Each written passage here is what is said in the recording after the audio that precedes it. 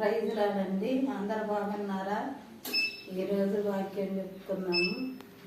రాజుల 2వ గ్రంథము 4వ అధ్యాయము 1 నుంచి చదువుకున్నామండి. అంతటా ప్రవక్తల శిశువుల్లో ఒకని భార్య, నీ దాసుడైన నా పెనిమిటి చనిపోయెను, అతడు యెహోవా యందు భక్తి గలవాడై ఉండెనని నీకు తెలిసి ఉన్నది.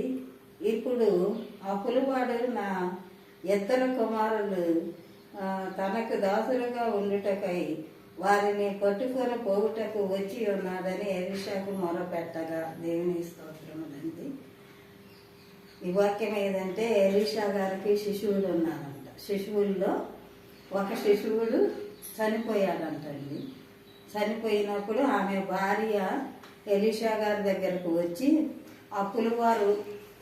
అప్పులు ఉన్నాయి నాకు, అప్పుల వారు వచ్చి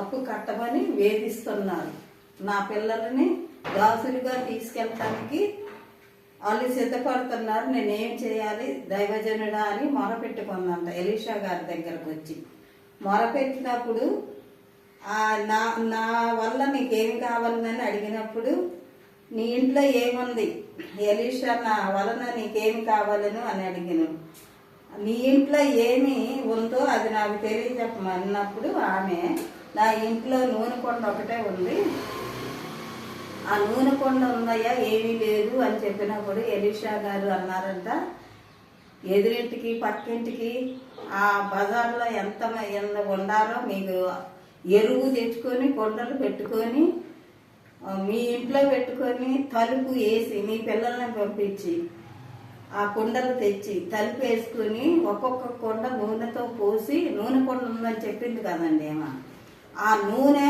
ఈ ఎరువు తెచ్చిన కుండల్లో పోసి నింపమన్నారంట.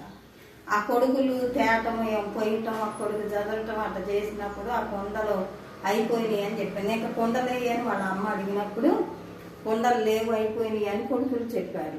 చెప్పినప్పుడు ఇక ఆ నూనె పోయటం కూడా ఆగిపోయిందంట. అది దేవుడు చేసిన అద్భుత కార్యం. అది ఎలీషా గారి మాటలో ఉన్న ఆ శక్తి దేవునిది, ఆయనది కాదు. ఆ దేవుని వల్ల వచ్చిన శక్తి కలిగిన మాట చొప్పున ఆ కార్యం జరిగింది.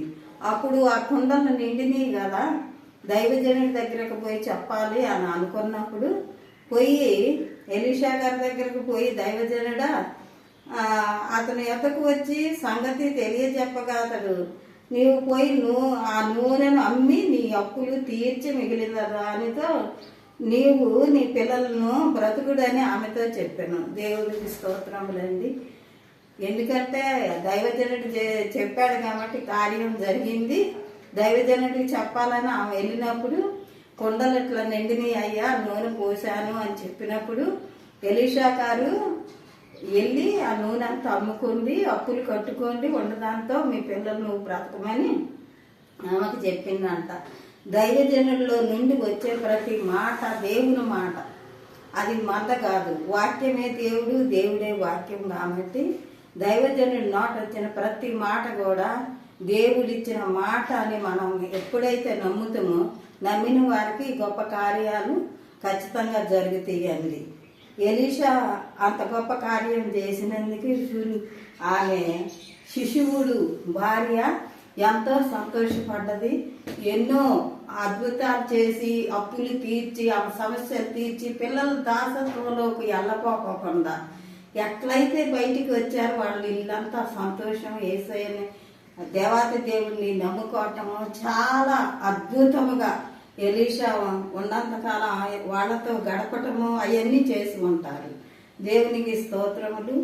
ఈ చిన్న వాక్యం దేవుడు దీవించును కాక. యేసయ్య నామంలో ప్రార్థన చేసుకుందామండి. యేసు నామంలో పరిశుద్ధుడానికి వందనాలు, స్తుతులు, స్తోత్రాలు. ఈ వాక్యాన్ని నాకు ఇచ్చినందుకు స్తోత్రాలు అయ్యా తండ్రి. పరిశుద్ధాత్మ దానికి స్తోత్రాలు. మహాకనుడవు, మహోన్నతుడు, గొప్ప దేవుడవు, నీకు స్తోత్రాలు తండ్రి. ఈ తండ్రి అయా యెహోవా తండ్రి ప్రవక్తల్లో ఎలీషా గారు చేసిన అద్భుతములు ఇదొక అద్భుతములు తండ్రి. ఆ యదవరాలు తండ్రి బాధపడుతుండగా ఎంతైతే నీవు కార్యమును జరిగించావో తండ్రి, ఒక్క నూనె కొండ ఉంటే వాళ్ళ అప్పులన్నీ తీర్చావు, వాళ్ళని బ్రతుకు దినములంతా పోషించావు. నీ స్తోత్రాలు. మాకు కూడా నా తండ్రి ఎక్కడైనా ఒకటి కొద్దిగా ఉంటే దాన్ని ఐశ్వర్యంగా చేసి ఆశీర్వదించి దీవించి గొప్పగా చేయాలని నీతో మాట్లాడుకుంటున్నాను. ఎలీషా గారి దేవుడే నా దేవుడు, మా దేవుడు గనుక నా ప్రభువునికి స్తోత్రాలు. మాతో ఉండి కార్యాలు జరిగించమని అడుగుతున్నాను తండ్రి. ఈ చిన్న మాటలు ఎన్నవారిని దీవించండి, ఆశీర్వదించండి. ఈ ఆశీర్వాదం, ఈ దీవెన కొండ నిండి పొర్లి పోవటం, పక్కన పెట్టడం, ఇవన్నీ కూడా అందరి జీవితాల్లో నెరవేర్చబడాలని ప్రతి ఒక్కరు కూడా నాయన నీకు స్తోత్రాలు. నీలో జీవించాలని అద్భుత ఆశ్చర్య కార్యాలు చేసే తండ్రి మనకున్నాడు.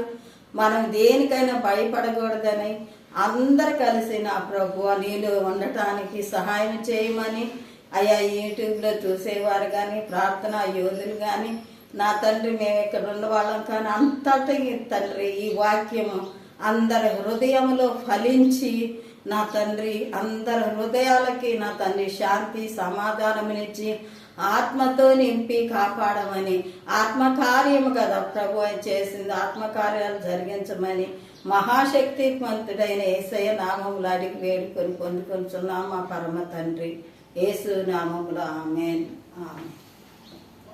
దేవునికి